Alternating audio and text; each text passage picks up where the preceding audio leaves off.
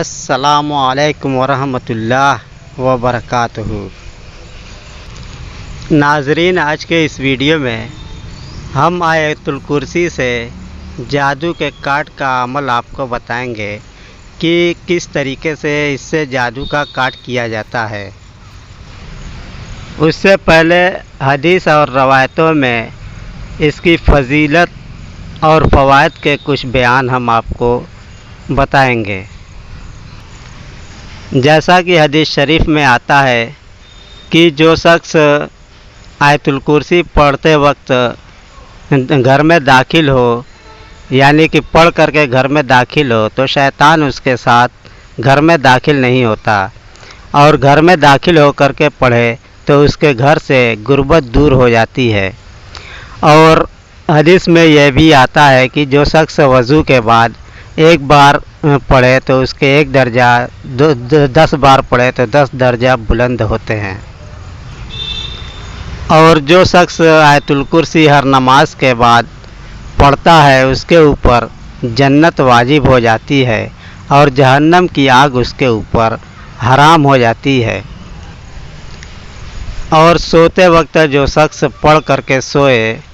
رات بھر اس کی حفاظت کے لیے فرشتے نگراں رہتے ہیں، اور یہاں تک آتا ہے کہ اللہ تعالیٰ خود اس شخص کا نگراں ہوتا ہے جو شخص آیت الکرسی کی تلاوت کر کے سوتا ہے۔ اور جو شخص رات کو سوتے وقت 3 بار پڑھ کر کے اپنے دونوں ہاتھوں پر دم کرے اور تالی بجا کر سو رہے، تالی مار کر کے سو رہے، تو اس کے پورے گھر کی حفاظت ہوتی ہے۔ یہاں تک کہ جادو، آسیب اور جنات اور شیاطین سے تو حفاظت ہوتی ہی ہے، ساتھ میں چوری اور دوسرے دیگر قسم کے موذی جانور سے بھی پوری طریقے سے حفاظت رہتی ہے۔ اور اگر اس کو ریت یعنی کہ بالو، یہ جو گھر مکان بنانے کے لیے سیمنٹ بالو کا استعمال کیا جاتا ہے، اس بالو پر ایک مٹھی بالو لے لیں اور اس پہ اس کو 4 بار دم کر کے گھر کے چاروں کونے میں ڈال دیں تو کوئی بھی جادو ہوگا وہ پلٹ جائے گا، اور اگر ڈالنے کے بعد کوئی جادو آئے گا تو وہ بھی پلٹ جائے گا۔ اور اس کو ڈالنے کے بعد آپ کے گھر کی بندش ہو جاتی ہے، پھر چاہے آپ اس کو جھاڑ کر کے پھینک دیں، پھر بھی آپ کے گھر کی بندش بنی رہتی ہے، اور اس بندش سے موذی جانور بھی گھر میں داخل نہیں ہوتے۔ ایک صحابی کا ذکر ہے کہ ہمارے نبی نماز کے لیے جا رہے تھے تو دیکھا کہ ایک صحابی بہت ہی اداس اور غمگین ہے اور نماز کے لیے نہیں جا رہے ہیں، تو ہمارے نبی نے ان سے پوچھا کہ کیا بات ہے، کیوں اتنا پریشان ہو اور نماز کے لیے نہیں جا رہے ہو؟ تو انہوں نے بتایا کہ میرا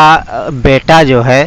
وہ آخری وقت میں ہے، اب اس کے جانے کا مطلب یہ ہے کہ بچنے کا کوئی چانس نہیں ہے، میں پریشان ہوں کہ میں اس کے پاس رہوں کہ نماز کے لیے جاؤں۔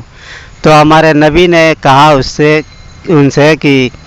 تھوڑا سا پانی لے کر کے آؤ، پھر ایک بار آیت الکرسی ہمارے نبی نے اس میں دم کیا، اور پھر کہا کہ آپ بھی اس میں دم کر دیں، اور دم کر کے اس کو لے جا کر کے پلا دیں۔ تو جب وہ لے کر کے چلے گئے تو ہمارے نبی چلے گئے نماز کے لیے، تو پھر سوچا کہ پتہ نہیں وہ ٹھیک ہوا کہ نہیں ہوا، تو اس کے بعد حال چال لینے کے لیے سوچ ہی رہے تھے کہ سلام کے بعد تو دیکھا کہ ان کا بیٹا جو ہے اگلی صف میں نماز پڑھ رہا ہے، موجود ہے۔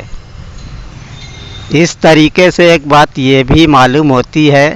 کہ دعا سب کو مل کر کے کرنی چاہیے، نہ کہ کسی ایک سے کرانی چاہیے، کیونکہ فائدہ کس سے پہنچا ہے، اگر کسی سے فائدہ پہنچا ہے تو اگر ہم کو پتہ چل گیا کہ فلاں شخص سے ہم نے دم کروایا تھا، فائدہ اسی سے پہنچا ہے، تو کیا ہوگا کہ اس کے اوپر بھی تکبر ہوگا، اس کو بھی گھمنڈ ہوگا کہ میں نے پھونک دیا ٹھیک ہو گیا، اور آپ کو بھی یہ ہوگا کہ مطلب یہ ہے کہ آپ نے اس سے دم کروایا ٹھیک ہو گیا۔ اس لیے ہر حال میں آپ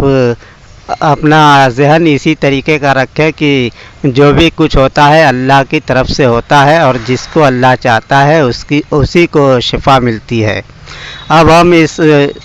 आयतुल कुर्सी के अमल से जादू के काट का बयान आपको बताते हैं कि किस तरीके से आपको आयतुल कुर्सी दम करना है और क्या करना है कि आपका मरीज़ ठीक हो जाए। तो उससे पहले अगर आप हमारा वीडियो पहली बार देख रहे हो, चैनल पे नए हो, तो चैनल को ज़रूर सब्सक्राइब कर लें। हमारे चैनल में बहुत सारे रूहानी वीडियोज़ हैं, आप चाहे तो प्ले लिस्ट से उसे भी देख सकते हैं। जब आपके घर में या आपका कोई भी मरीज़ जादू का शिकार हो, बहुत परेशान हो, दवा दुआ से ठीक नहीं हो रहा हो, तो अल्लाह का नाम लेकर के इस अमल को शुरू करिए, इंशाअल्लाह ताला शिफा ज़रूर मिलेगी। सबसे पहले आपको 11 बार दुरूद शरीफ पढ़ना है, फिर उसके बाद 15 मरतबा आयतुल कुर्सी पढ़ना है, फिर 11 बार दुरूद पढ़ना है। उसके बाद उसको पानी पर दम करके मरीज़ को पिला दें, फ़ौरन शिफा होगी। और अगर ज़रूरत महसूस हो तो 1 बार, 2 बार, 3 बार भी कर सकते हैं, या अगले दिन 1 दिन, 2 दिन, 3 दिन भी इसको कर सकते हैं ज़रूरत के हिसाब से। वैसे तो अल्लाह से यही दुआ है कि अल्लाह ताला आपको एक ही बार में शिफा अता करे, आपके मकसद में एक ही बार में कामयाबी अता फरमाए। आमीन सुम्मा आमीन।